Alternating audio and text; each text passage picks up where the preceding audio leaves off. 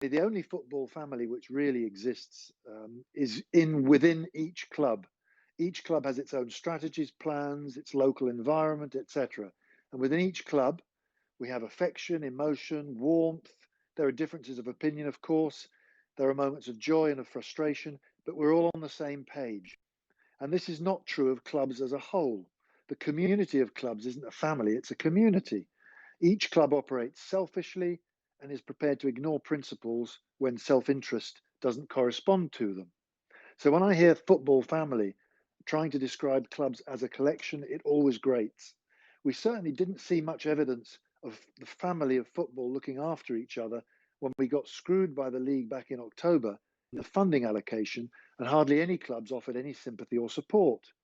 In that respect, I would like to have a shout out for a few of those who did, and with whom the Stones have developed friendships and meetings of mind and principles in recent months.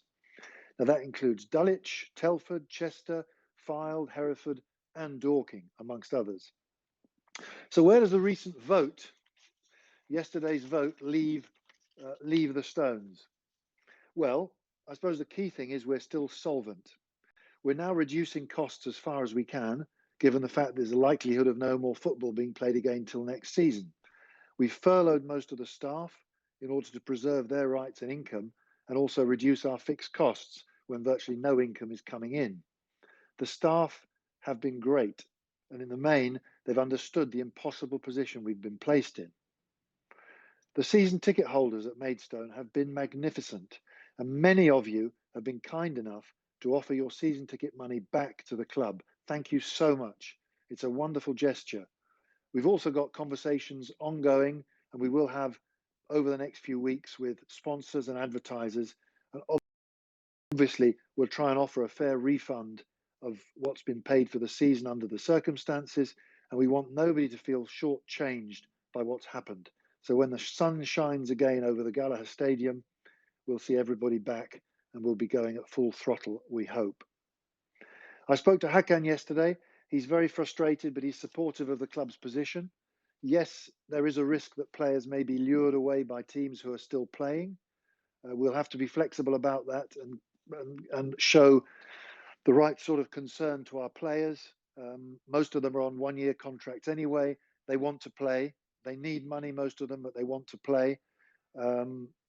It's not impossible that some form of league may be reinvented. There is an initiative, I think, coming from Fylde and Dorking, amongst others, to continue playing in some form. We'll have to see. I do agree with Mark White, who considers the National League have mishandled the whole situation. Might there be legal action about these things and what happened with the vote? It's quite possible. Feelings are running high. It's true that clubs have been railroaded into taking a vote on something which we never really wanted to. The options that were made available to us were not by any means the only options which could have been considered.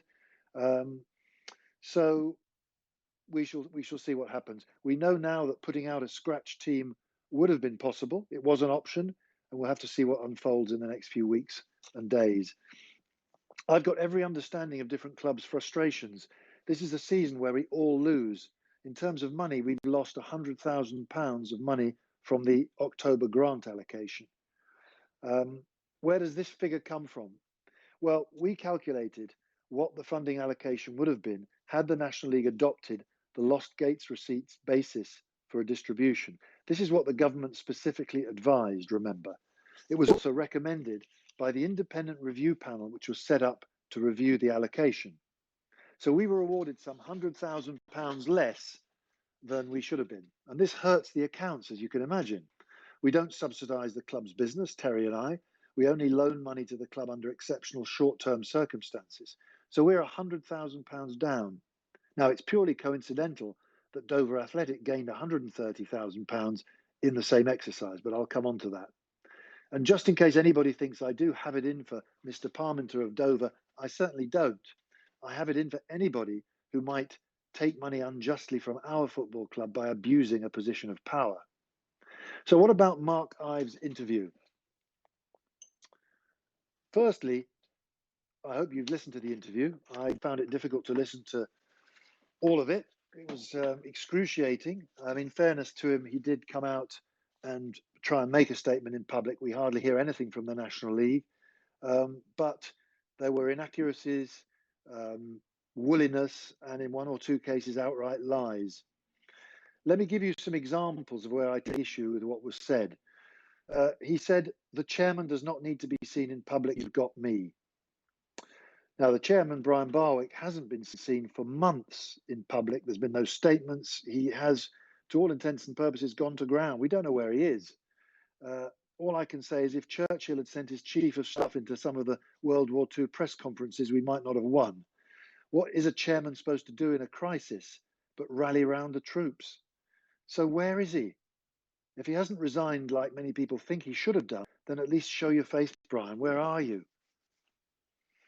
Secondly, Mark Ives said, the board members, after all, the poor board members are only volunteers. And that was when he was trying to get sympathy for the hard work, the tough tasks the board members have had for the difficult unpaid job they do. Now, I don't disagree, it's a very tough task navigating through the COVID crisis to keep our league prospering. It's a very difficult task.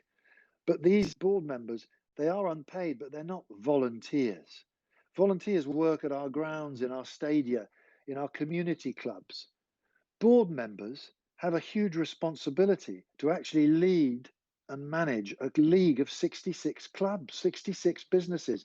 I honestly believe that the board members had no idea of the responsibility they bore in the crisis this season, and they took it all too easily without really thinking enough about whether they were up to the job. And I don't just mean in terms of their competence. There are some good people, but in terms of whether, under the circumstances, they as a board could cope with, could manage through this crisis. And I think they got it horribly wrong. And as they got it wrong, they got more and more caught up in it, more and more in a sort of spiral of ineptitude. And that's where we are today, in really at a dead end.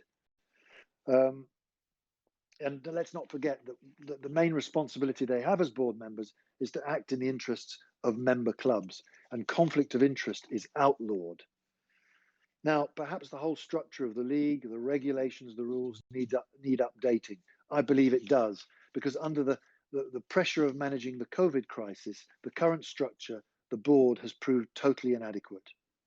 Now, I was on the board myself for 3 years until 2019, so I speak with some experience and knowledge of what goes on at board meetings and what it is. And for most of normal seasons, there isn't a huge risk. A lot of work is done by the executive, as it should be, and the league board members, they do a certain amount of work. There's a certain amount of approving of decisions which have been considered in the few hours a week or a month which board members have available. However, while I was on the board and I saw how the league was managed, it didn't take me long to realize that the structure and resources were simply inadequate to serve clubs properly. The National League does not have the resources. However, it's up to the chairman.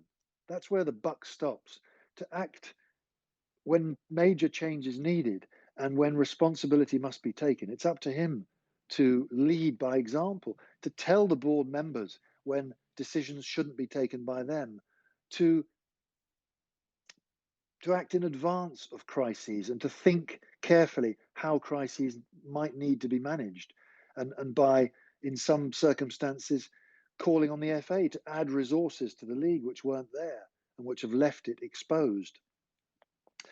After one particular discussion I recall on this, back in 2019, there was a discussion on the pyramid and where the National League sits in the pyramid and what the future is for the National League.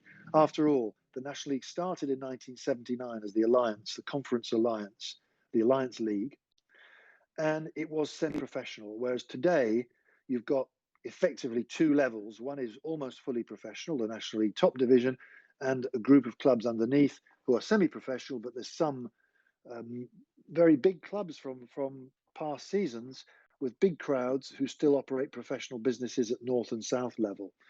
So I remember saying to Brian Barwick and Michael Tattersall in a discussion at the end of the meeting, there were three of us left, that as far as I could see, the best solution going forward in the interest of football and our clubs would be for the top division to become part of the EFL and for us to lobby for that to happen, and for the two South and North divisions to be the pinnacle of non-league, and they could be managed either by a new organisation or by one or all of the existing Southern Isthmian and Northern Premier Leagues, which do a pretty good job of managing all the clubs below.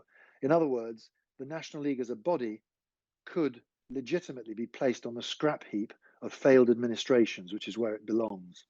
Not unsurprisingly, that suggestion was greeted with pursed lips and deaf ears.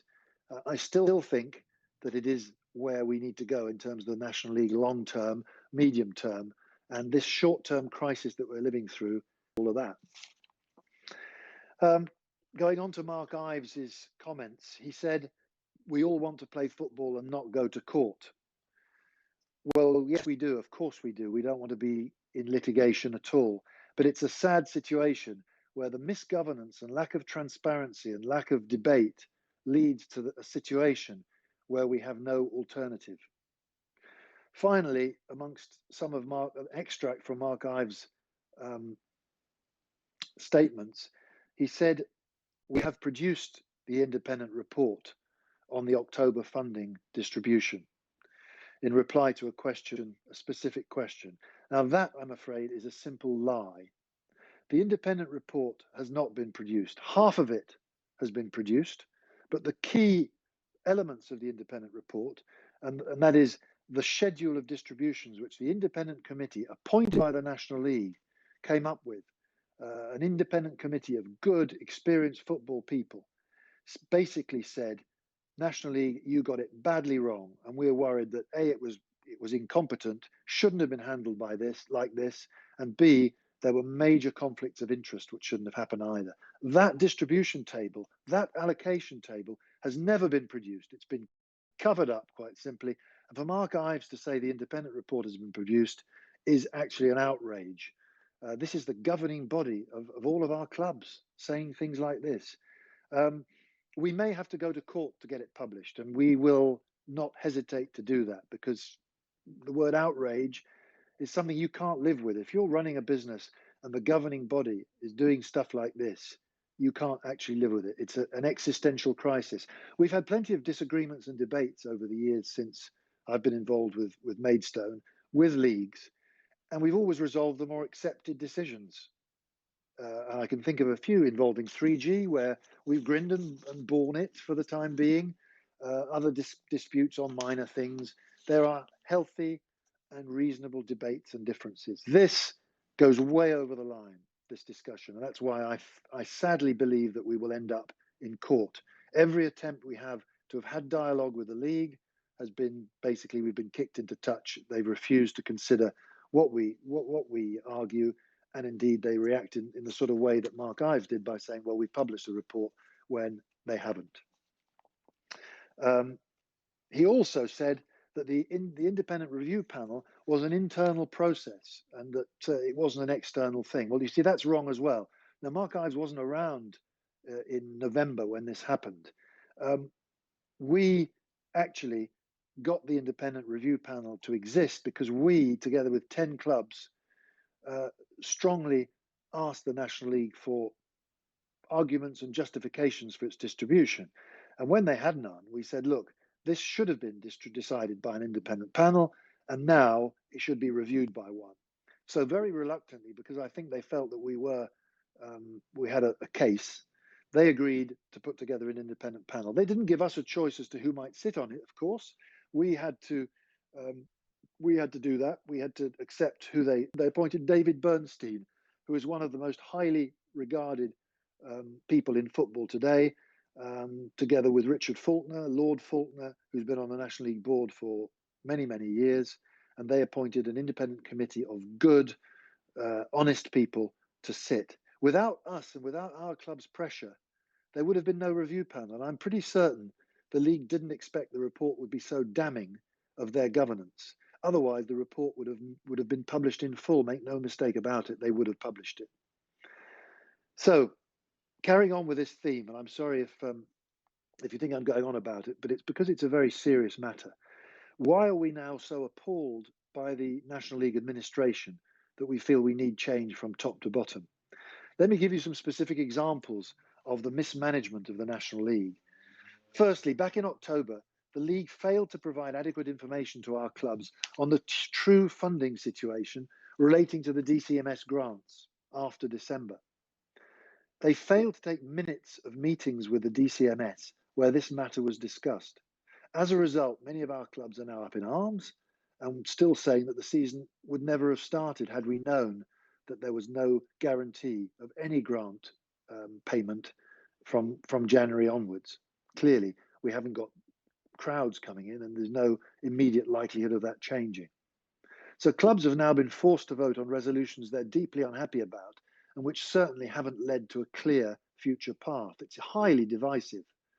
It divides clubs and it divides the national division from the north and south. The south and north, as you perhaps know, are now up in arms because a majority of clubs between south and north were against continuing the season, but the majority in south were. So some clubs can't continue, some don't want to. There's no clear outcome. It is still chaos. Secondly, clubs are and have been encouraged to take out loans that it may be illegal or against clubs' interest to do so. Taking out debt has been always a point of great danger for football clubs, and now the league is encouraging it. Having said that, the process is fairly opaque. It's certainly complex and expensive. So some clubs may have serious questions about whether it's even worth spending a lot of time and a lot of money producing information to Sport England, when the outcome may be loans that they don't want or grants that are refused. Thirdly, there's been a long-going and lamentable lack of transparency from the league. Clubs have had to make their own decisions based on their own guesses as to whether their actions might be sanctioned or not. The previous managing director resigned in December under a cloud of silence. I've already talked about Brian Barwick needing to resign for the good of the league. The league has also not made public at all the fact that two of its directors, board directors, resigned. Caroline Barker, one of the most highly respected figures in non-league, resigned a few months ago because of governance concerns, and Richard Faulkner resigned a few weeks ago, having served the National League board loyally and with dedication and energy for years and years, because he felt that the governance of the October allocations was beyond the pale. All this has been hushed up. Next, going back to the league board approving the allocation of funding in October of £10 million, which defied government guidelines to compensate lost gate receipts and gave directors' clubs £500,000 more than they should have got, according to the independent review panel. The figures from the independent review panel, as I said earlier, haven't been published. We have had information about them. That's why I know that's the case, but they haven't been widely published. They have actually been covered up. The league has also refused to publish a memorandum of understanding was signed with the FA and the DCMS back in October. We doubt the existence of this document.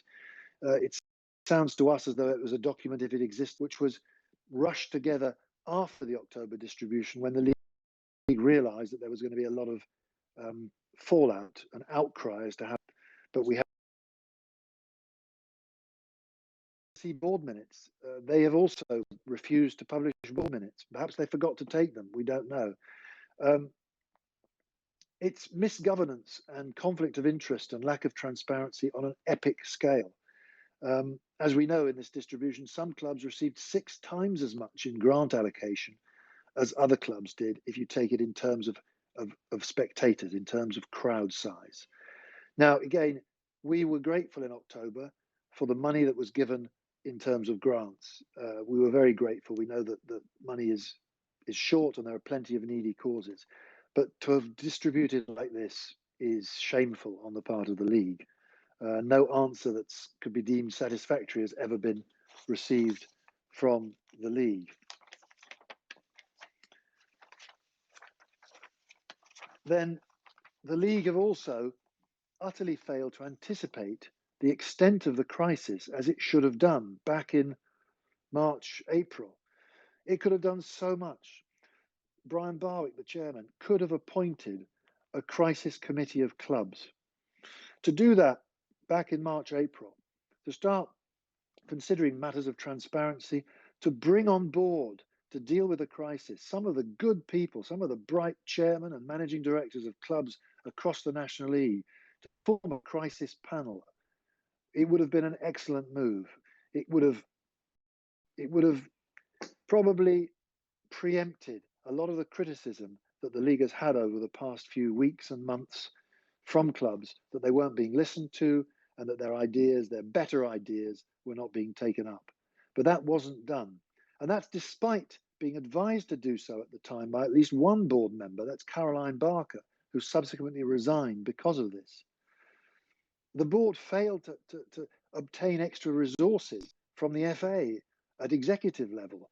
Now, perhaps they tried, we have no idea, but one can only imagine as chairman, I'm sure that you and I would have gone to the FA, which is the National League's governing body, and said, hey guys, we're going to need some extra help to get through this. Can we have some extra help? A crisis officer at National League level. Instead of which, we've seen what's happened. The bits have fallen to pieces. The managing director resigned, as I said, in December. We don't know why, but he walked. It's just been a sequence of chaotic events. It's been incompetence worthy of a Laurel and Hardy episode. In recent correspondence, the league has blamed the FA for the distribution in October that went wrong. They've said it was the FA.